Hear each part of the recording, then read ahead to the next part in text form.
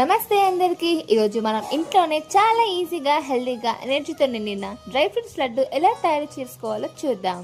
ముందుగా ఒక ప్యాన్లో కొద్దిగా నెయ్యి వేసి sunflower seeds, pumpkin seeds, water melon seeds, flax seeds అన్నీ విడివిడిగా రోస్ట్ చేసి పక్కన పెట్టండి. తర్వాత అదే ప్యాన్లో కిస్మిస్, బాదం, కాజు, పల్లీలు, చివరిలో గోందును కూడా వేసి నెయ్యిలో బాగా రోస్ట్ చేయాలి.